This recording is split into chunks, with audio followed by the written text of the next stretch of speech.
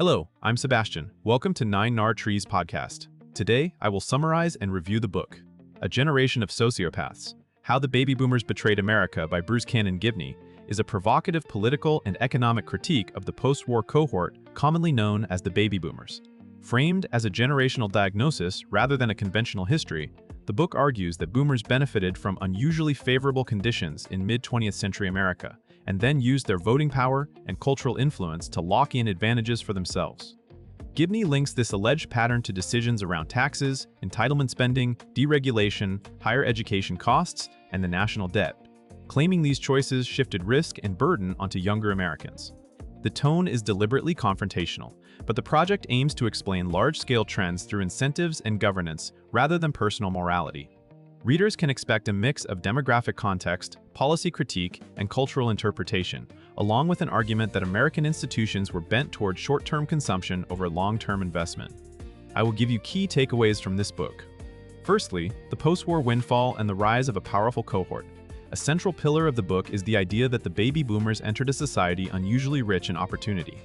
Gibney emphasizes how the United States emerged from World War II with intact infrastructure, expanding industrial capacity, and geopolitical leverage that supported growth. Within this environment, public investment and widely shared prosperity made it easier to build wealth through stable employment, affordable housing, and accessible education. The author treats these conditions as historically contingent rather than inevitable, meaning they were a kind of windfall that could have been reinvested for future generations. As the boomers became a large voting bloc, the argument goes, their sheer numbers translated into outsized political influence.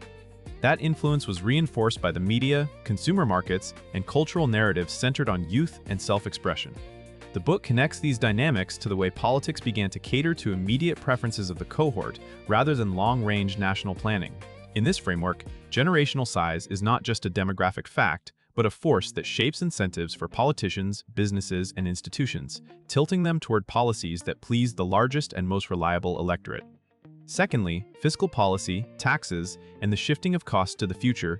Gibney argues that a defining feature of boomer-era governance was a preference for benefits now and bills later. The book highlights how debates over taxation, deficits, and public spending became arenas where intergenerational trade-offs were made. In the author's telling, boomers supported lower taxes and resisted broad-based revenue increases while simultaneously defending programs that materially benefited them. The result, he claims, was chronic underfunding of long-term obligations and a tolerance for rising public debt. Rather than treating debt as a neutral accounting tool, the argument frames it as a mechanism for transferring costs to younger taxpayers who did not consent to those choices.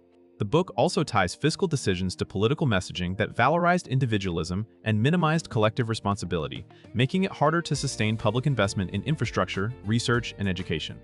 The broader point is about incentives. Elected officials respond to current voters, so a large cohort can effectively externalize costs onto future citizens.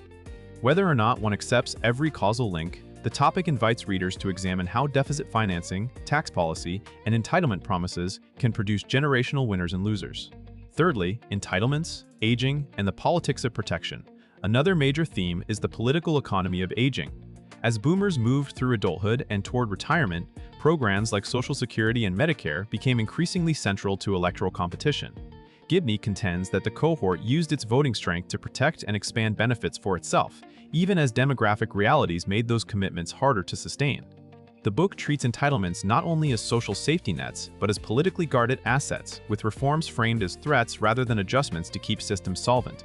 A key claim is that the distribution of public resources tilted toward older citizens while investments that would support younger Americans, such as education subsidies, family support, and long-horizon infrastructure, faced tighter constraints. The author also critiques the broader cultural reluctance to discuss rationing, eligibility changes, or means testing, suggesting that the political cost of confronting these issues became prohibitive. This topic is less about denying the value of retirement security and more about questioning how societies balance compassion with sustainability. The book presses readers to consider whether a democracy can make painful but necessary reforms when a large, organized voting bloc is aligned against change. Fourthly, markets, deregulation, and the financialization of risk. Gibney connects generational outcomes to shifts in the structure of the economy, particularly deregulation and the growing dominance of finance. He argues that policy choices and cultural attitudes in the late 20th century encouraged speculative behavior, rewarded asset holders, and increased systemic risk. In this view, boomers were positioned to benefit from rising stock and home prices, while younger people faced higher barriers to entry and greater exposure to downturns. The book links these developments to reduced constraints on corporate behavior, looser oversight of financial products, and a political climate skeptical of regulation. It also portrays crises as moments when losses were socialized while gains remained private, a pattern that can entrench inequality across age groups. The theme is not that every boomer participated equally, but that the cohort broadly supported an order that favored consumption, leverage, and asset appreciation. This topic invites debate about how much of modern inequality is driven by technology and globalization versus choices about rules of the game. It also challenges readers to think about risk placement, who bears it, and whether systems were designed to protect established wealth at the expense of future stability. Lastly, culture, institutions, and the ethics of intergenerational responsibility. Beyond economics, the book presents a cultural argument about norms and civic character. Gibney suggests that the boomer era elevated personal fulfillment and distrust of institutions, while simultaneously relying on institutions built by earlier generations. He portrays a tension between demanding rights and resisting obligations, especially when obligations require sacrifices for people not yet in power. The book points to changes in political rhetoric, consumer culture, and public discourse that framed compromise and long-term planning as naive or undesirable. Institutions such as universities, the press, and political parties are depicted as adapting to these incentives, rewarding short-term signaling over durable governance. This is where the subtitle functions as moral indictment, though the author grounds the case in patterns of behavior rather than individual biographies. The topic is useful for readers who want to explore how narratives shape policy. If citizens are taught to prioritize immediate gratification, it becomes harder to sustain investment in future citizens. Whether one agrees with the harsh framing or not, the book provokes reflection on what intergenerational fairness means, how democracies should weigh future claims, and what kind of civic culture makes long-range stewardship possible.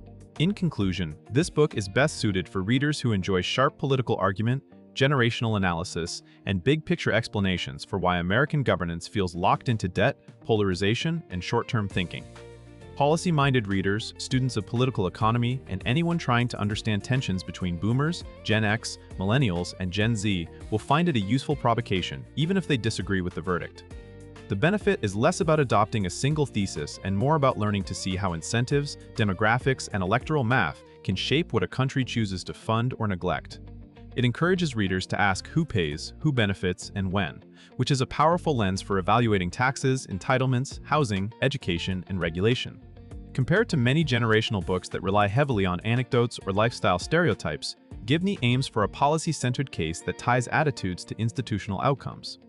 The uncompromising tone also makes the argument memorable, prompting debate and further research.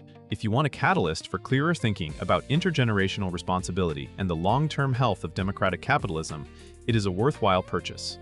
If you would like to support Bruce Cannon Gibney, you can buy the book through the Amazon link I've provided in the podcast description. After reading the book, please let me know what you think and share your thoughts. See you around.